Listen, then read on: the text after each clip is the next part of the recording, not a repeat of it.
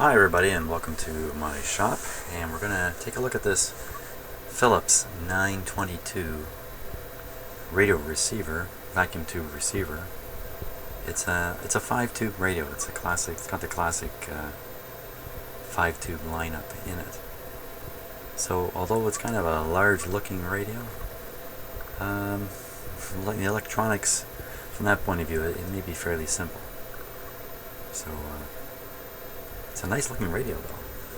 And I've got all the information I could ever want on it. Schematic and alignment and all, so let's take a good close look at it here. No particular complaint that I'm aware of about it, so I'm not sure if it's operating or not. And it's in pretty good shape, eh? The grill's in really very good shape. You can make out the speaker here. So this area has become dirty from air flowing through it and it filtering out dirt, and this happens to all older radios. But that's not that bad actually. And this is kind of cool how this is done. That's glass, and I believe it's just sitting in here. Yes, look. As I read some of the information on it. Ooh, look at that. It's not broken. That's how it's made. And holding the... Here we go. There we are. So if I hadn't read the information over here, I would never have known that you could do that. That would have been a real surprising discovery, but I actually read that's how that works. So, very good. So one of the tricks of getting this radio out of the cabinet is this pointer,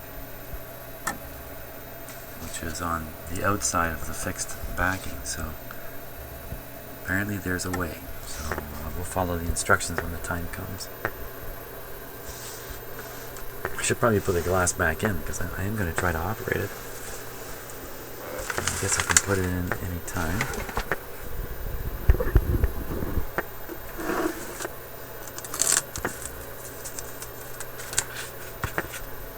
Okay.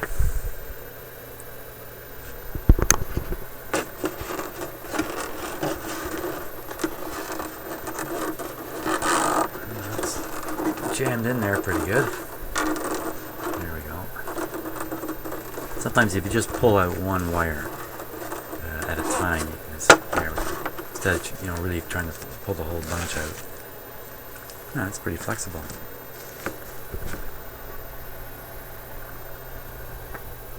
There's a warning.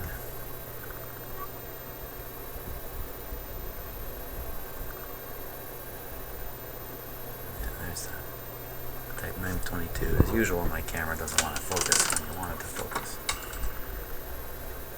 There it goes. That's the usual warning. Anybody using this radio is going to be in big trouble. Antenna ground, phono input. So what would this be?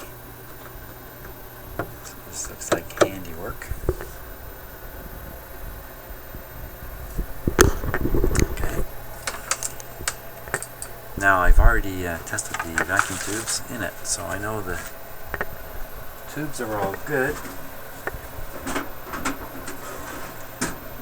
The 50 C5 output tube is weak. It's also good. Probably good enough. The main thing is all the tubes are good.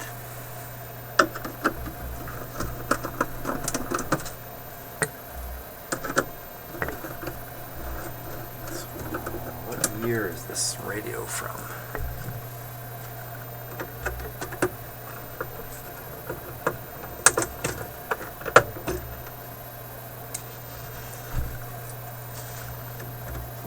No answer comes to reply. I don't know.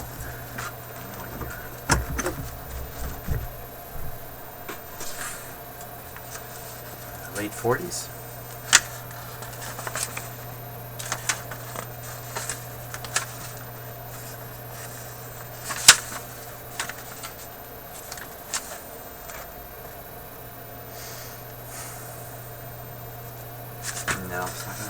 am I gonna say here?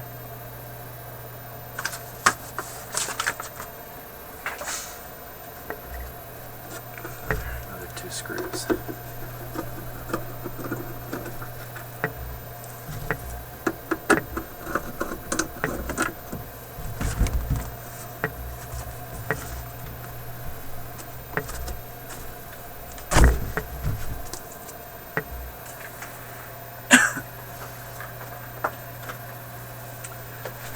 There we have it.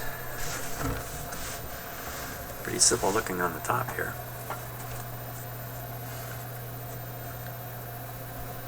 A little bit dusty. Excuse me.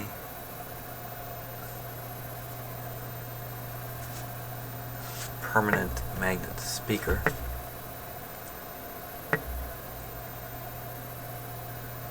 And what's this? Headphone output? This is what that's.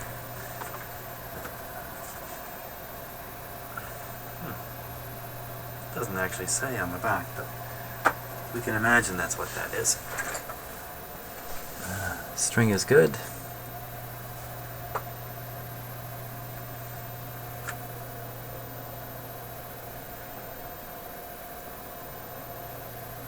So the trick in getting this radio out was to move the pointer all the way to one side,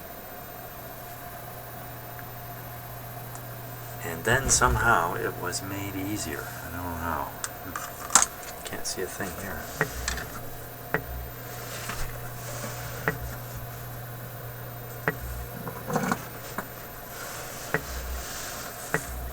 So let's connect an antenna.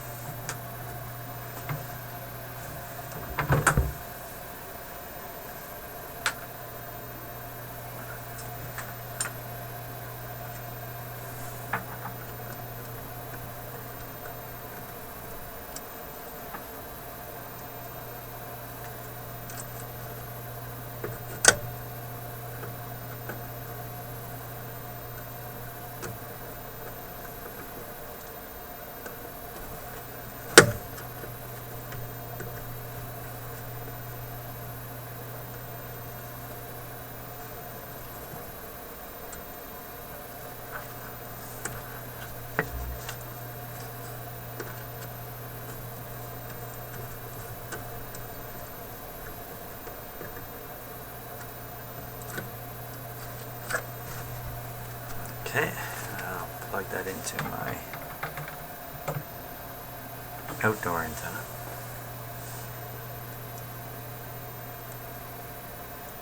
That's about all it should need.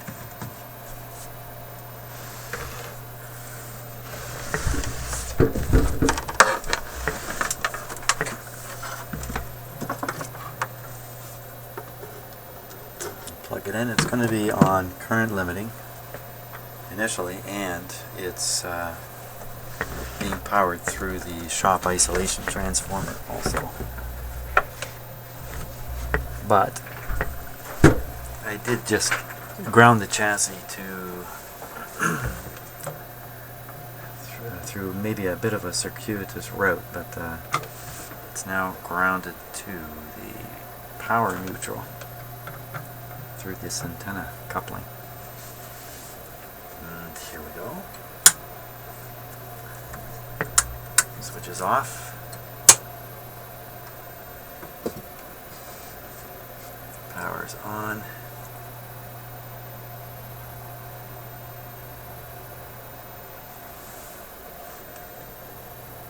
Now we'll switch on.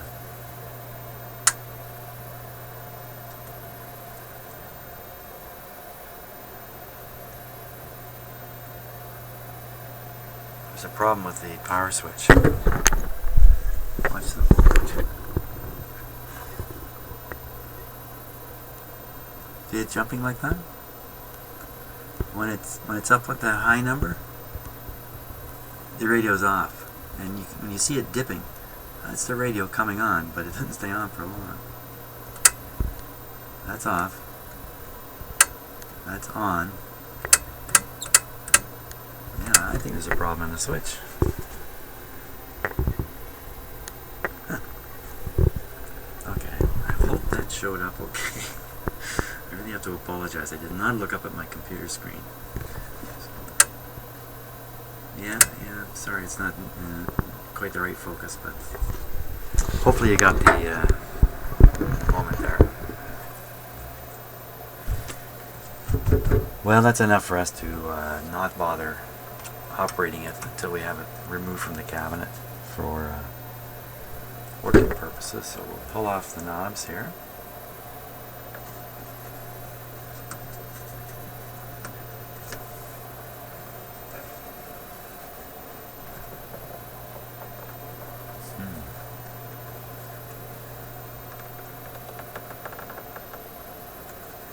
So moved a bit.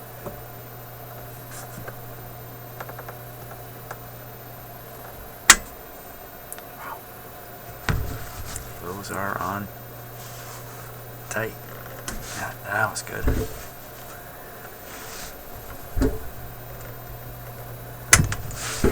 Okay, back to this one.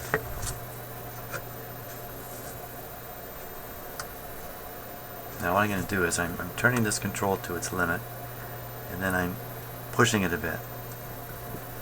The reason I'm doing that is to try to make the knob rotate just a wee bit on the shaft, so I sort of help it kind of break free, if you like, so it's not stuck. Now, here we go. Bingo.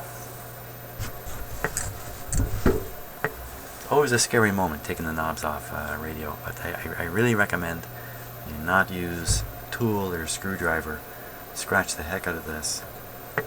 Apply a force that has a lot of, I guess you could say, torque in it. It's not good. Just get that finger thing going. Okay. Well, I better read on the instructions here.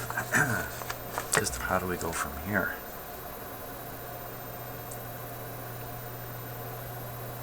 Lift and remove dial scale glass from front of cabinet. Remove pointer from the front of the cabinet by sliding it to the right. And then in brackets it says, hold the pointer slider from inside the cabinet if necessary. Remove the pointer from the front of the cabinet by sliding it to the right. Okay, I get the picture. This pointer is clipped onto a flat plate, if you like, that moves back and forth. And the plate moves, it carries the pointer. I can remove the pointer from the plate by sliding it that way. But I think I'm going to get just a little toolie here.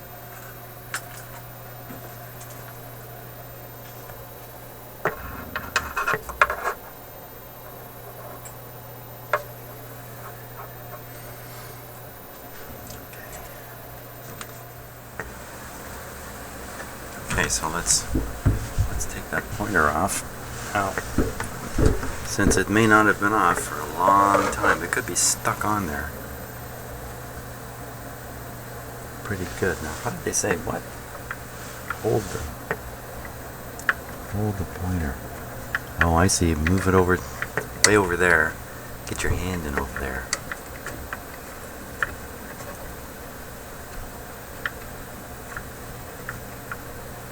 That's the end. Okay, let's give it a go here.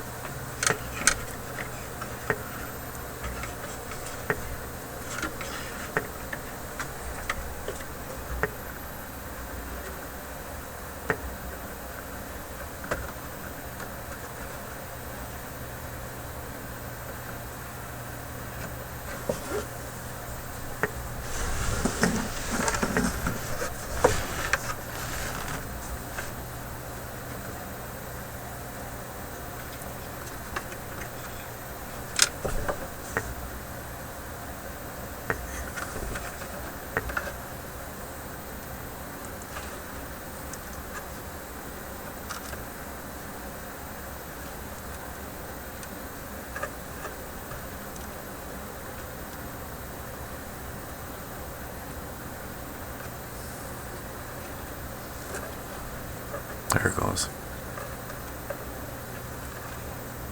There we are. There you can see the kind of clip. So it's not much to it. Okay, now the radio's ready to come out except for the retaining screws.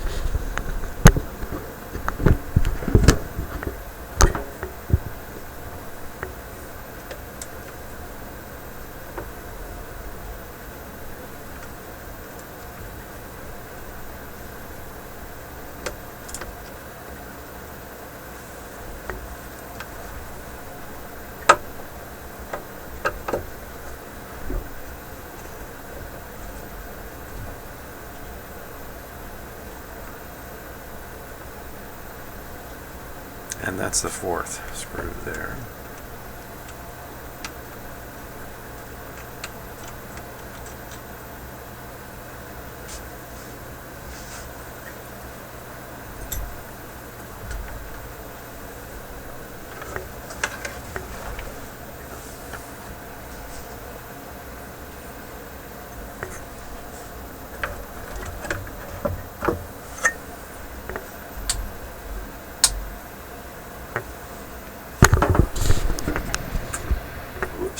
Forgot about unsoldering these wires.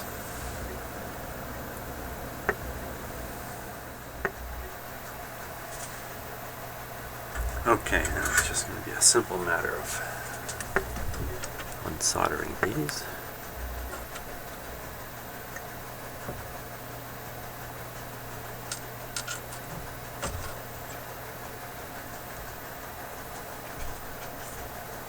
I don't like having my hand underneath it just in case the solder trips.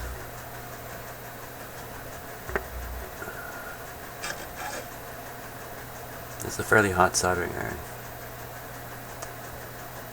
Also, there we go.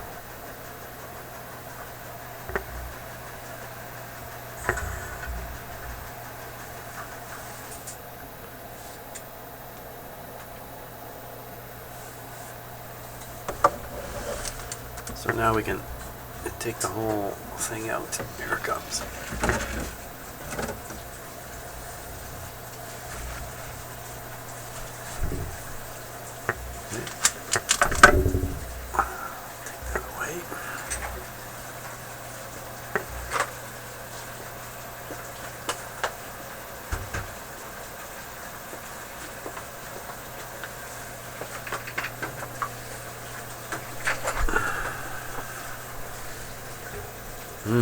Smell that old radio smell.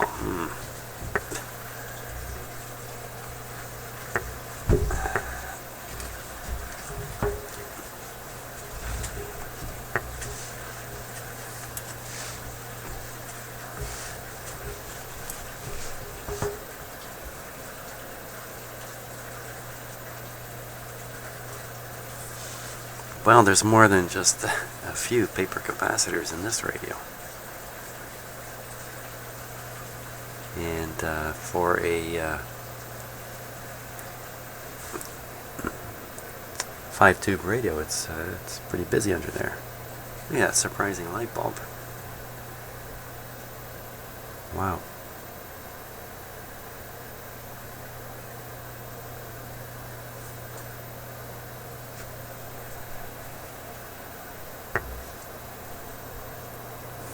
It's just about ready to fall over here, too.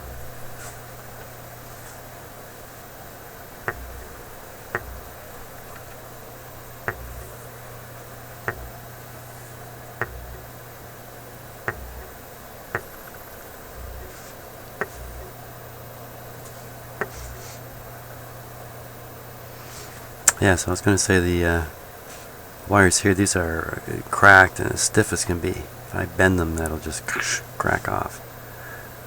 But it's a little odd, isn't it, that they're connected with these. I shouldn't say odd, I should say that's bad news. Yeah.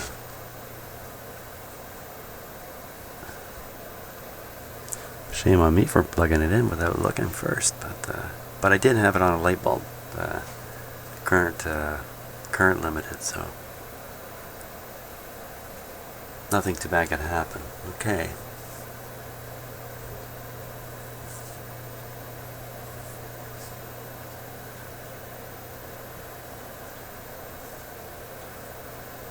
Oh, I'm thinking very hard here. 1, 2, 3, 4, 5, 6, 7, 8, 9, 10, 11, 12, 13, 14 capacitors. Oh boy.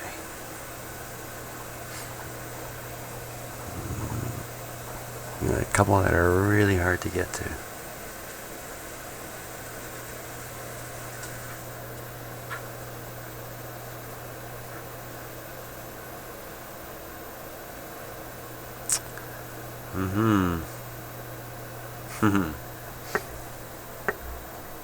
They look to be in pretty good shape.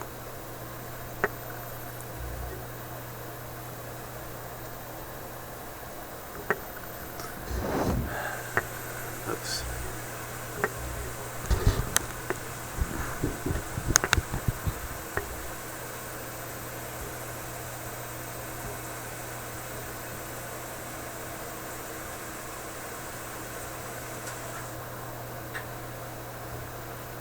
Another interesting thing is that I'm not seeing any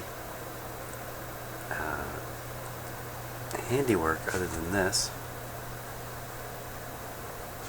and these little wires here.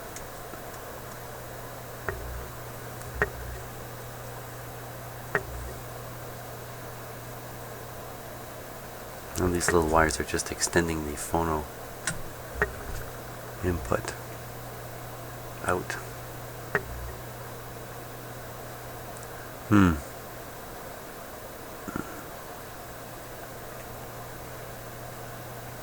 So let's take a look at that switch, the on-off switch there.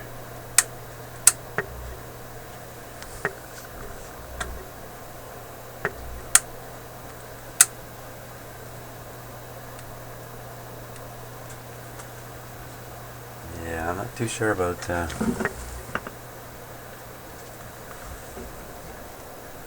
if we can fix that switch itself easily.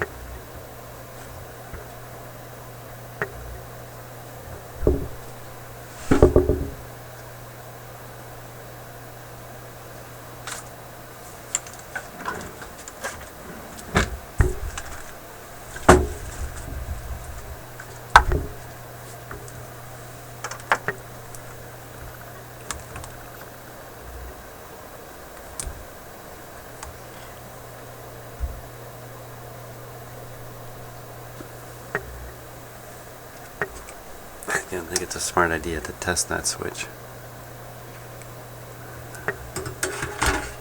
just to be sure we're not being fooled.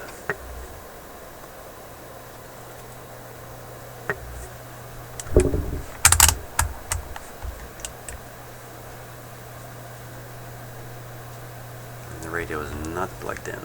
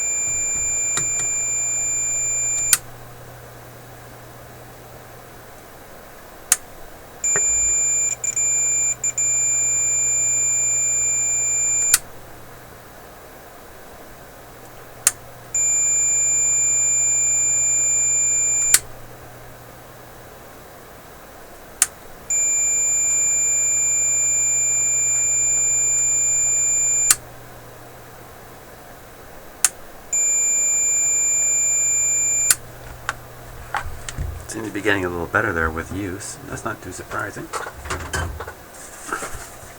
Let's see if we can give it a little helping hand with some of this.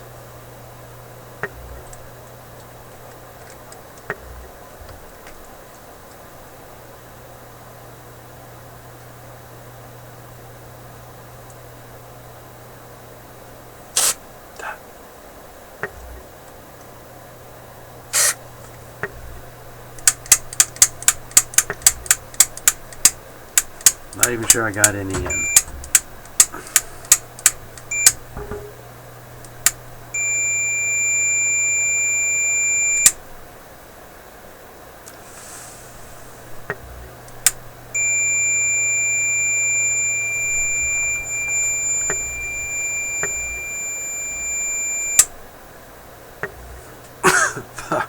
Yeah. Strong stuff, the fumes from that. Well, the switch seems to be a little bit better based on this test.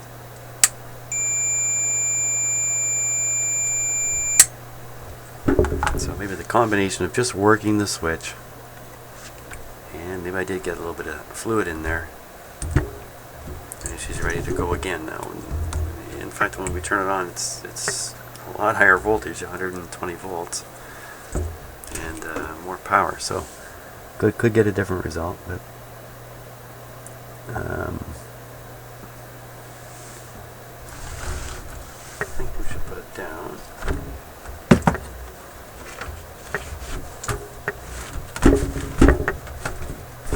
And I think we should hook up another speaker here.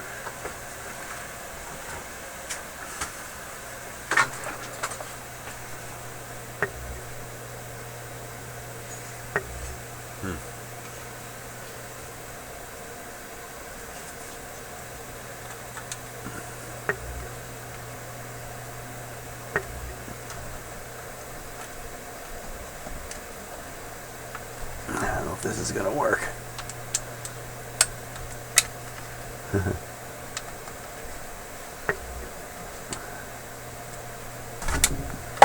Well, I think the answer is no.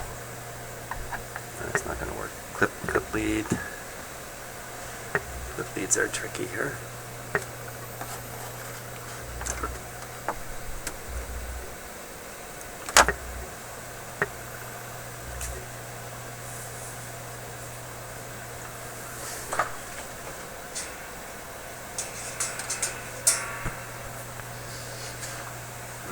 A little bit excessive, but it'll work.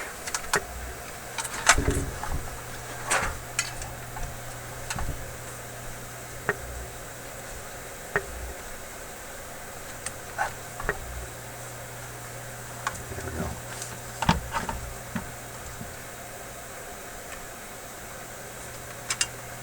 we go. There we go. Okay. Power's off. Safety check.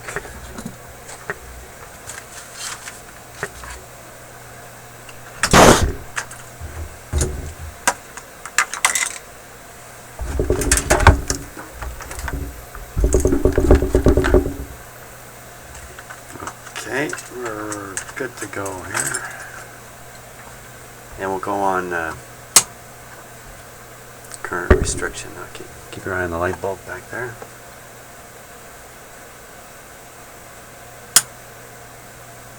So nothing's happened. You just see the line voltage jump up to 125. Because I don't have it turned on.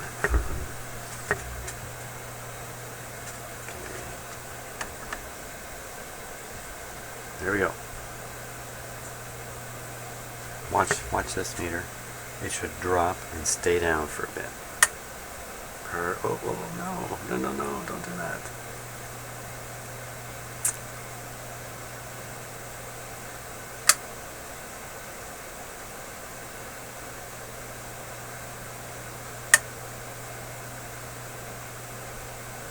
This switch is shot. If you keep this up, we might get a little smoke out of it.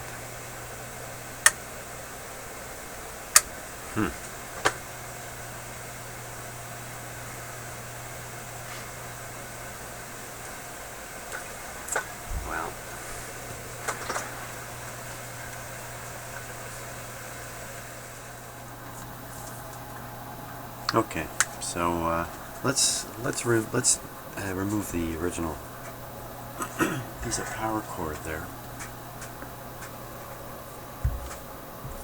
You can really see the cracks now, can't you? Yeah. Let's see, it's very hard.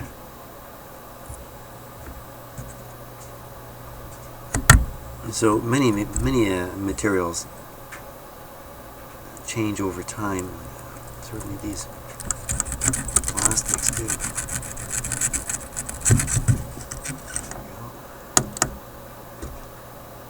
And it just crushed that insulation there.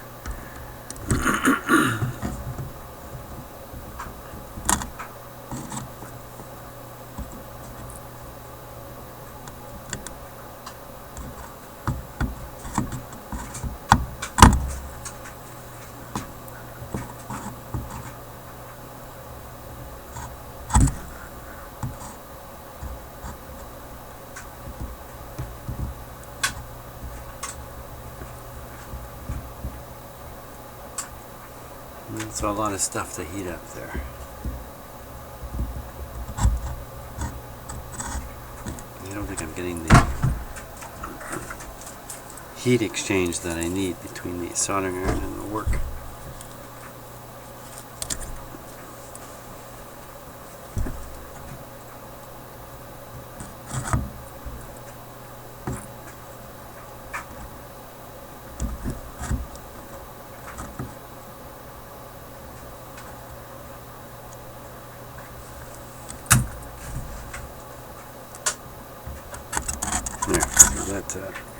Just put a little bit of fresh solder on it, and what it does is it improves the heat exchange rate between the soldering iron and the work.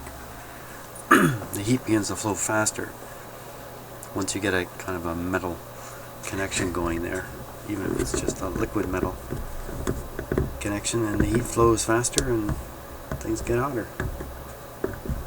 It's just an absolute, so definitely not plugged in.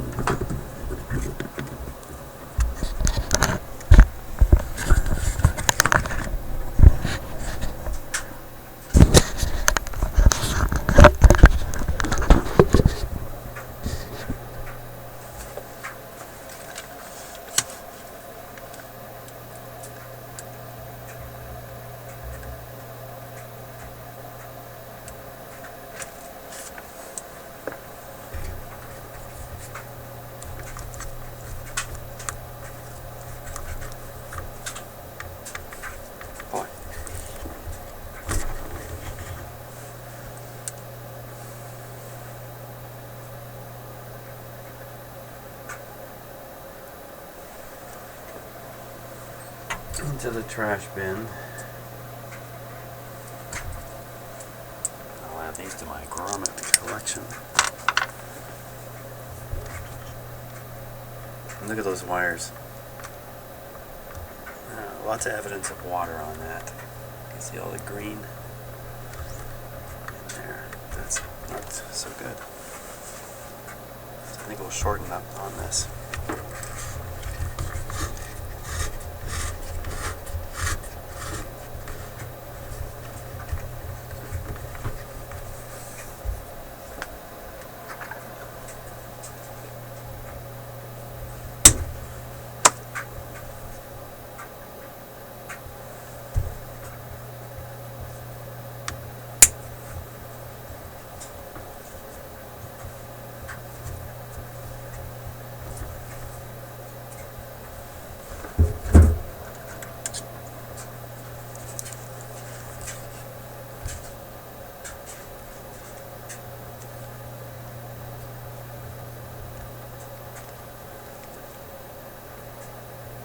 I think I see some green.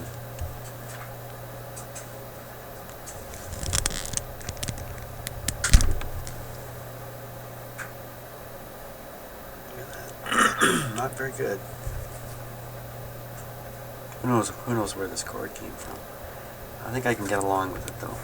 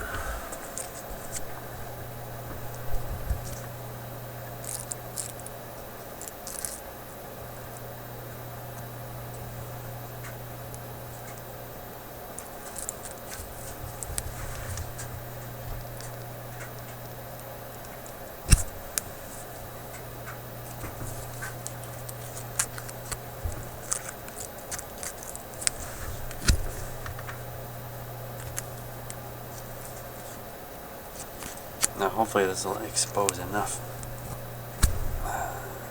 copper, clean copper.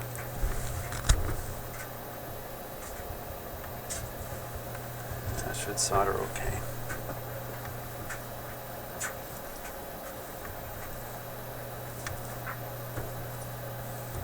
It's not the greatest, that's for sure.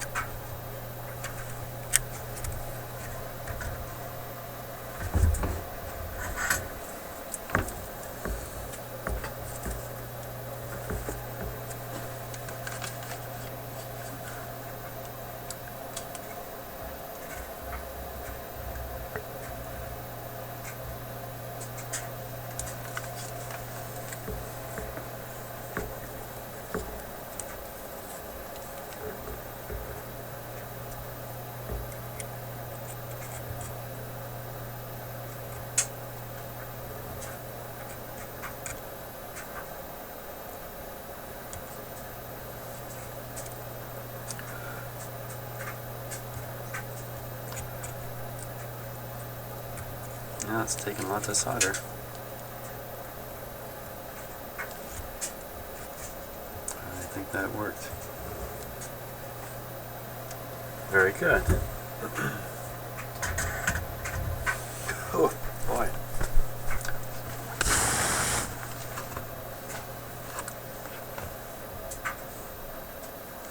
Phew.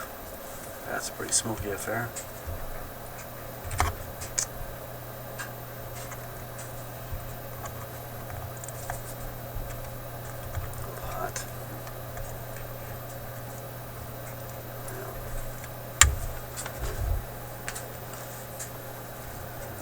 About this, let's see if we can just kind of get this wire to hang on here.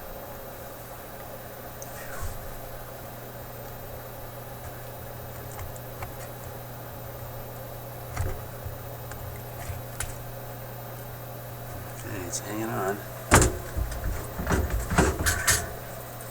I think there's a bit of spring in it, so as soon as I get it going with the solder, it may just pop right off.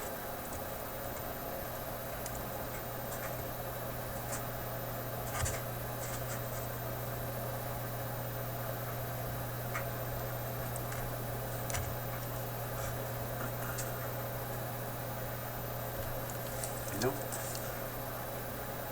No popping.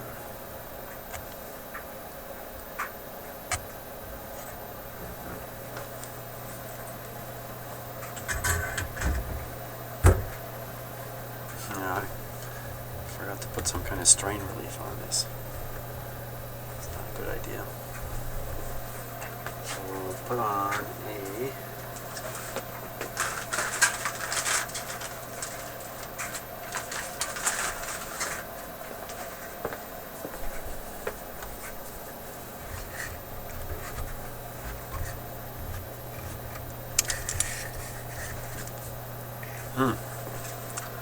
excellent.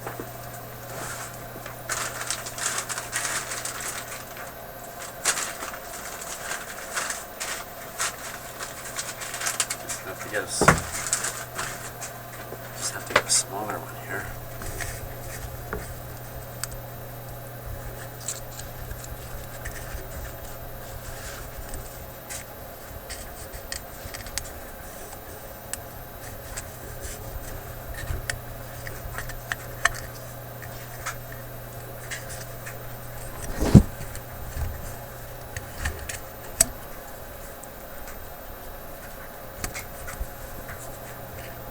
Of course, this isn't going to fix the switch problem at all.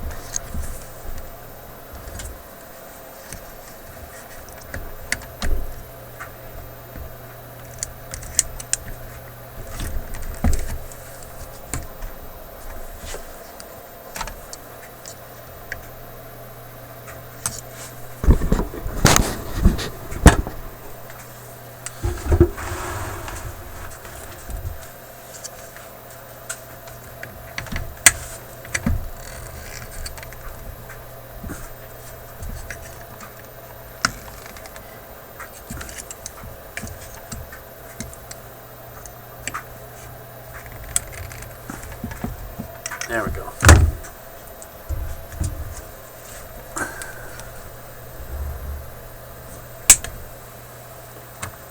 Very good. Now that's properly strain relieved.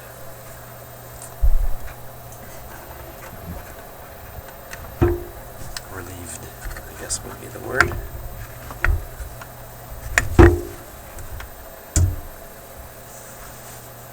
Now, temporarily, what I'd like to do is just put a short across that switch.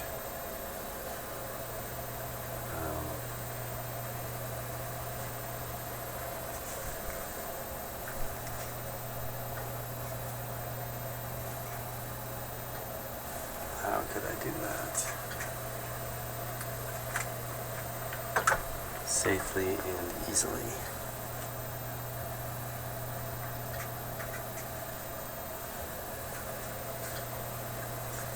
Take a piece of wire and wrap it around it. Okay.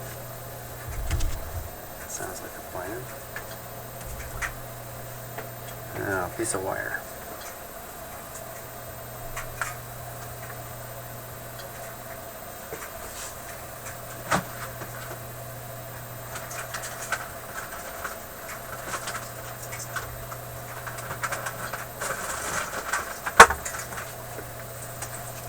Okay.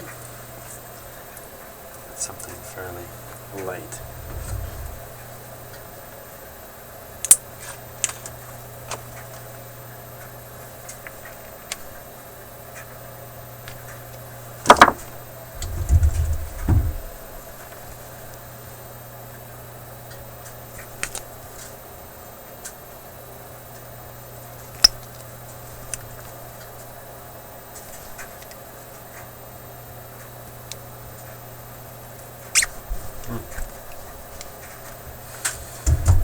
There we are.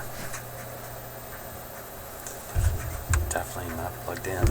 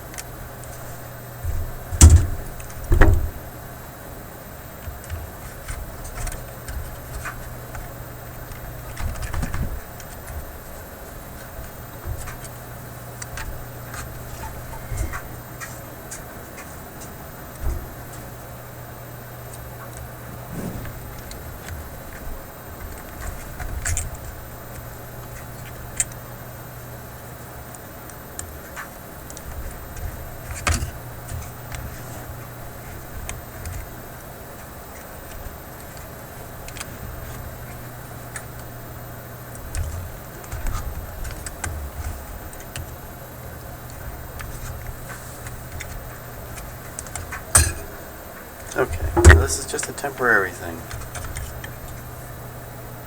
So I'm not even going to solder it. I'm pretty sure that's a mighty fine connection there. And that set is basically on.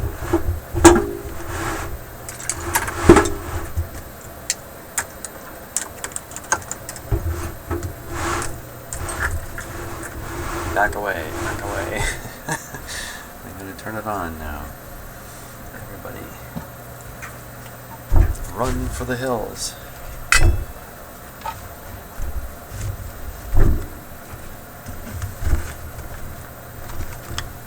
Okay, quick little safety check. Looks like the speaker's still connected. Seems to be.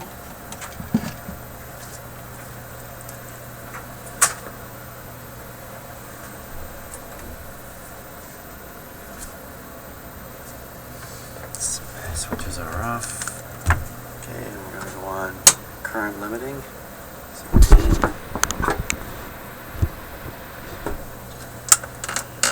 got a light, keep your eye on the light bulb back here.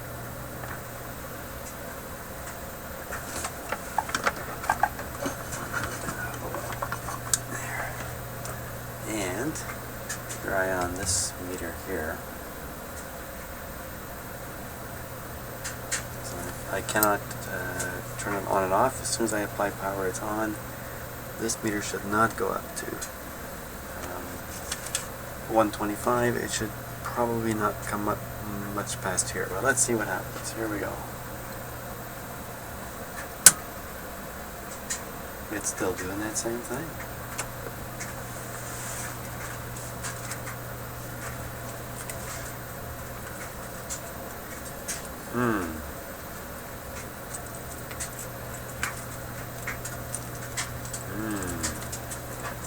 Well, it's not the switch, is it?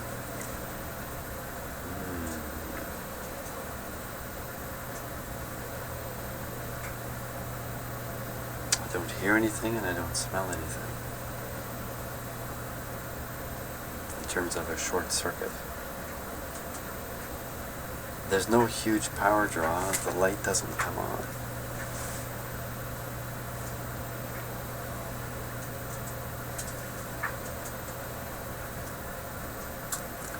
Okay, let's unplug it here.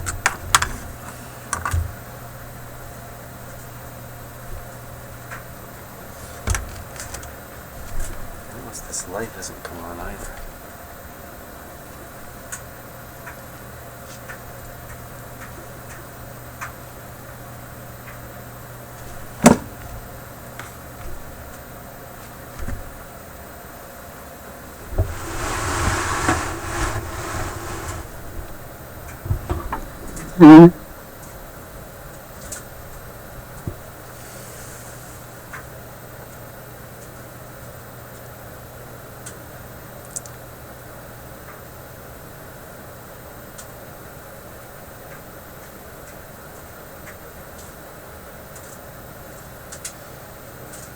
Well, could it be the light doing that? The light I'm talking about is this light here. Well, let's remove the light.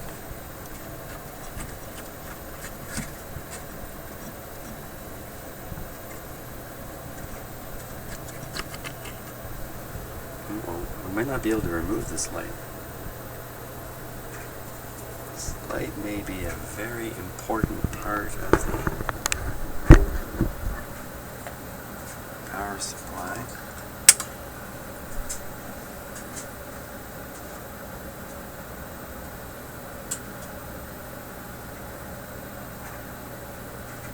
Pretty sure it's blowing in there. Yeah. So the light is burned out.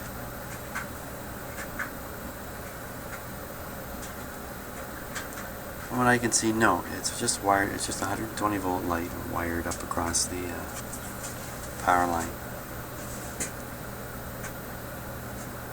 Can't see how that was having any effect on anything, so we won't test again at this point.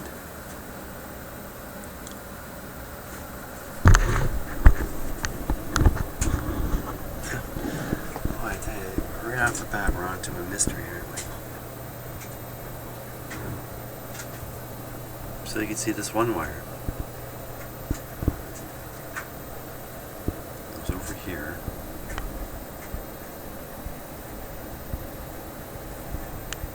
It's a 33 ohm resistor there. So that's pretty sure to be the rectifier tube there.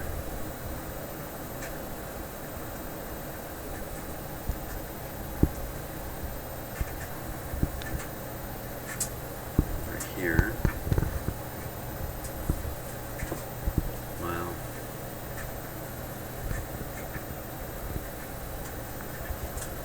I think I better get out the schematic and formulate a plan of attack here. And see if we can't identify what the mystery is.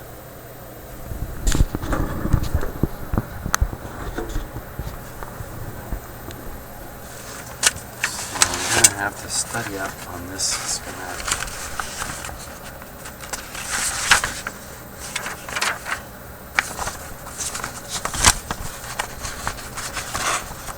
Pretty nice.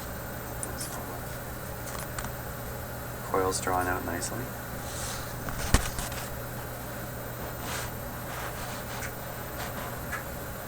Very, very nicely drafted. Hard to believe that was hand drawn.